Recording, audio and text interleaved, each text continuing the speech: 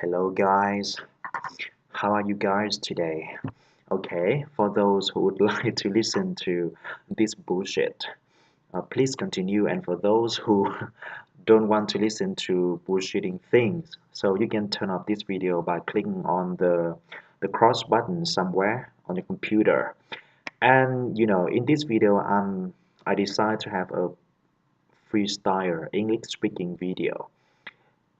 Okay, I do this video not in order not to brag about myself or something.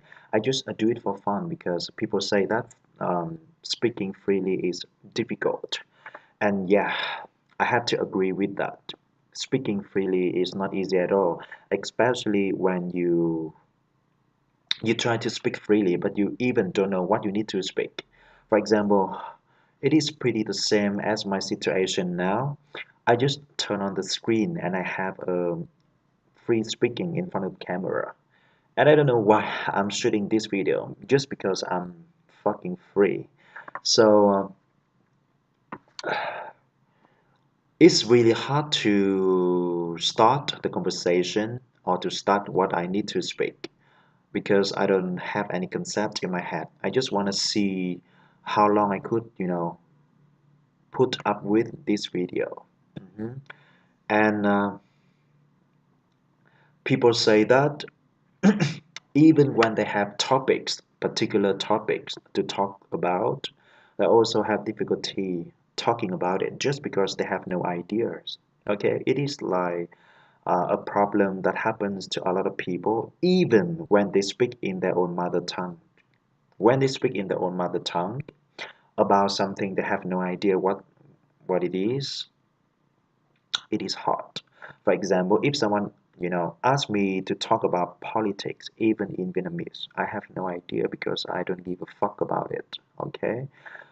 But by the way, the video is on, so I have no choice but to, yeah, maybe some people say, hey, just like click the button, turn it off. But I don't want to do it just because it is my YouTube channel.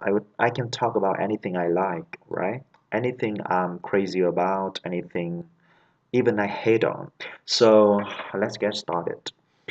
What is the topic I need to talk about? I don't know. Maybe I need to talk about research. Sounds kind of weird, right? But when I was at my third year in university, I studied a subject named research methodology. So I have to swear to you that the name of the subject was boring to me at first. Yeah, it sounds really academic, and there was the time I realized that I were gonna study something which was really boring, which was really academic. It was gonna involve a lot of sampling things, writing, things like that. I hate writing. Even I hate writing, but I'm not afraid of writing. But writing research is such a nightmare, at least to me. I don't know about other students, but that subject pretty sucks. And to be honest, I think it is pretty, lame because every time you come to the class, you come towards to the teacher asking her or him about some kind of things you need to have on your research. It is pretty sucks because they never give, actually they never, at least to me, they never gave me any particular commands or particular advice on things I was going to do. Like, okay, you needed to do stuff like this. This one was kind of good for you. You could have a research on this kind of thing.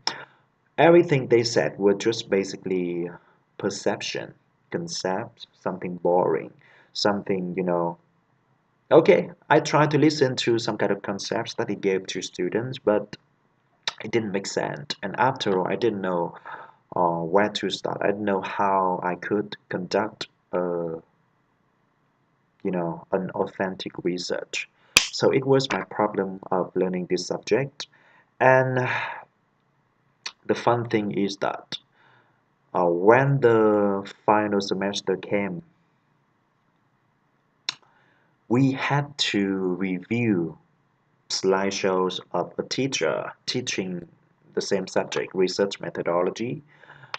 She actually taught in the class next door, so we had to review slideshows of another teachers from another class just to do our final test.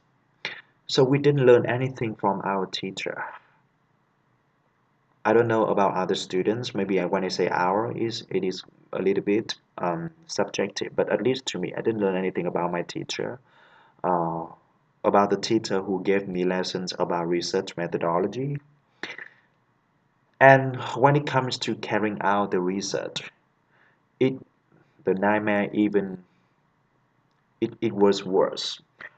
You had to read a lot of things, articles, items on the internet just to serve for your research. And you know, coming up with an idea about the research was not an easy task, at least to me at the time, and finding things related to it was not easy at all. And most of the times I had to cheat. It means I had to find out about some materials which kind of bear something resemblance to my research, and I try to kind of copy off items or stuff from that to serve for my research. And yeah, in terms of writing the research, yeah, it I don't know what is the word I need to describe this kind of text, but it was uh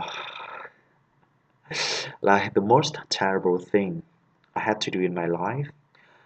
You know, just visualize about a day you spend time writing about something, but 2 hours passed, 3 hour passed, and 10 hour passed. You just like could write down some words, like 2 or 3 words, and it happened to me. It happened to me during the time I studied the subject. Yeah, and at the time I tried to put myself together and I tried to talk to myself. Hey, now you are at the third, you are at your third year of university. You had no choice. You couldn't turn back. The only thing you have to do now is keep going. So I try to think about the future. I try to think about the time when I'm staying here. So I try to finish the research. I try to put my efforts, try to invest my time into doing the research with a view to fulfilling it. And I didn't really have a lot of, hopes or expectations for my research because I know it sucked at the beginning.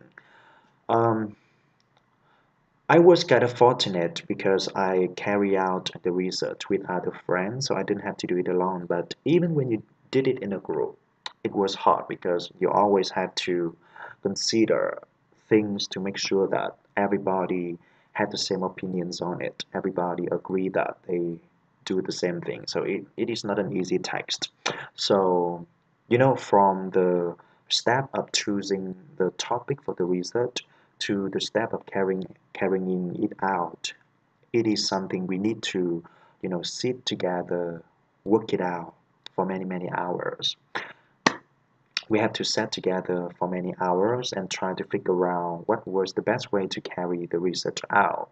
And even when we did it together, we didn't know if we did it in the wrong way or in the right way. It is the fun thing when we study research methodology. We just carry it out. We just carry the research out, but we don't know if we are on the right track or not. Um, the only sign that shows you that you're on the right track or not is when you have presentations in the class. Presentation is something really, really scary to me at the time. Even I was quite confident with my speaking ability in terms of English, but when it comes to giving presentation about research, I was pretty shaking. And I just remembers about the day I and my friends stepped on the board giving lessons. I'm sorry, okay, giving presentation about our research. about things we have done and some kind of result, some kind of outcome we have wrapped after carrying it out. And I still remember my teacher told us that he just went like about something I forgot about the concept. Okay, just don't give a fuck about it. And when we got to the board, we all were shaking, and actually we were the second group, but the first group, some members in the group didn't didn't show up in the class in the right time, so we had no choice but to be the very first group giving presentation, and we didn't really have any rehearse like some kind of rehearse or rehearsal practicing together about the research. So we were kind of scared, and at the time I had to freestyle like the way I'm doing now because I have no choice. I didn't have any paper to at least note down something, some main points. I need to give my presentation. I just freestyled, and some people, yeah, they did comment it. They did comment on our research, like you guys being so cumbersome in speaking and being so wordy. And of course, when you didn't have any note or any points when you speak, you just freestyle. So you stand a very high possibility that you're gonna be besides the point. You're gonna be besides the point. It is something we can easily see. So I think my fate of learning research methodology has come to an end since I finished my research methodology course, but I was wrong. Actually, it was my fault because I didn't choose teaching methodology. I um Now I was the last year student and I had just finished my first semester, and I had two sections. Actually, it's like two courses to go for. The first one was teaching methodology, and the second one was EPP, which stands for English for professional purposes. Wow, English for professional purposes. I just thought in my head, wow, the name sounded interesting. So it kind of appealed to me at first, and I just went for it. I signed up for the course without knowing that the format of the course was pretty the same like the course of research methodology, and my life was done. I had no I had no way back and had to go for it. And yeah, so things repeated. Poor me.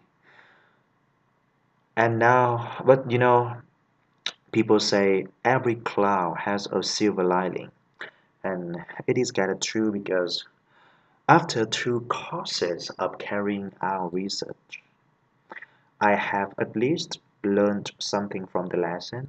I know the ropes to carry out the research in the right way, or even I know that I still have a lot of faults of carrying out the research.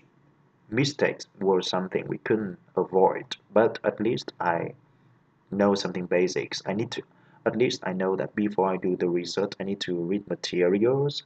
I need to have references after my research, or I need to include different kind of methods, qualitative, quantitative things, or some kind of approaches to serve for the methods that I choose. So it is something kind of basic that I learned from the course. So even it was the nightmare to me, but thanks to the course, I did learn a lot. So once again, shout out to my teachers, shout out to my friends who stay with me along the research course. Thank you guys so much. Thanks you guys so much. Okay, and I think it should be the end of the video because a lot of people have been sick and tired of listening to me speaking. So have a good night. I'm kind of sleepy, so I couldn't speak properly. Have a nice day. I'm sorry. Have a nice night. Good night.